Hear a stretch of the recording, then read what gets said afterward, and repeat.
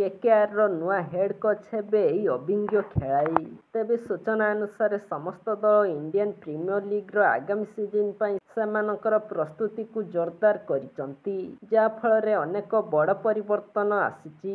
3 ଥର IPL champion Kolkata Knight Riders ଏଥିରେ ସାମିଲ ଅଛନ୍ତି। କିଛି ମାସ ପୂର୍ବରୁ କୋଲକାତା ନାଇଟ୍ ରାଇଡର୍ସ ସେମାନଙ୍କର ହେଡ୍ କୋଚ୍ ଚନ୍ଦ୍ରକାନ୍ତ ପଣ୍ଡିତଙ୍କଠାରୁ ଅଲଗା ହେବାକୁ ନିଷ୍ପତ୍ତି ନେଇଥିଲା। ଏବେ କେକେଆରର ନୂଆ ମୁଖ୍ୟ ପ୍ରଶିକ୍ଷକଙ୍କ ସମ୍ପର୍କରେ ଏକ ବଡ଼ ଅପଡେଟ୍ ସାମ୍ନାକୁ ଆସିଛି।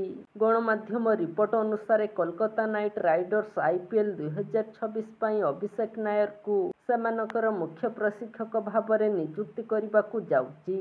ପ୍ରକାଶିତ ଏକ ରିପୋର୍ଟ ଅନୁସାରେ ନାୟରଙ୍କୁ ଗତ ସପ୍ତାହରେ ଫ୍ରାଞ୍ଚାଇଜ୍ର ନିଷ୍ପତ୍ତି ବିଷୟରେ ଅବଗତ କରାଯାଇଥିଲା ଏବଂ ଖୁବ୍ ଶୀଘ୍ର ଏହାର ଘୋଷଣା ହେବାର ଆଶା କରାଯାଇଛି।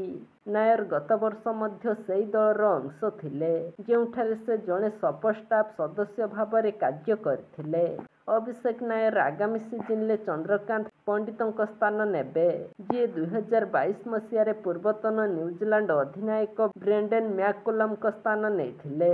ଚନ୍ଦ୍ରକାନ୍ତ ପଣ୍ଡିତ 3ଟି ସିଜିନ୍ ପାଇଁ କେକେଆରର ମୁଖ୍ୟ ପ୍ରଶିକ୍ଷକ ଭାବରେ କାର୍ଯ୍ୟ କରିଥିଲେ। ତାଙ୍କ ନେତୃତ୍ୱରେ କେକେଆର 2024 ମସିହାରେ ସନରାଇଜର୍ସ ହାଇଦ୍ରାବାଦକୁ ପରାସ୍ତ କରି ତୃତୀୟ IPL ଟାଇଟଲ୍ ଜିତିଥିଲା। ସେ ଘରୋଇ କ୍ରିକେଟରେ 6ଟି ରଣଜୀ ଟ୍ରଫି ଟାଇଟଲ୍ ଜିତିଥିବା ପ୍ରଶିକ୍ଷକ ଭାବରେ ମଧ୍ୟ ପ୍ରସିଦ୍ଧ। ନାୟର 2024 ମସିହାରେ କୋଲକାତା ନାଇଟ୍ ରାଇଡର୍ସର ଟାଇଟଲ୍ ଜିତିଥିବା କୋଚିଂ ଷ୍ଟାଫର ଅଂଶ ଥିଲେ। ସେ ଅନେକ ସିଜିନ୍ ପାଇଁ ସହାୟକ ପ୍ରଶିକ୍ଷକ ଭାବରେ କାର୍ଯ୍ୟ କରିଥିଲେ, କିନ୍ତୁ 2024 ମସିହାରେ ସେ ଟିମ୍ ଇଣ୍ଡିଆର ସହାୟକ ପ୍ରଶିକ୍ଷକ ଭାବରେ ଯୋଗ ଦେଇଥିଲେ, ଯାହା ତାଙ୍କୁ କେକେଆର ଛାଡ଼ିବାକୁ ବାଧ୍ୟ କରିଥିଲା।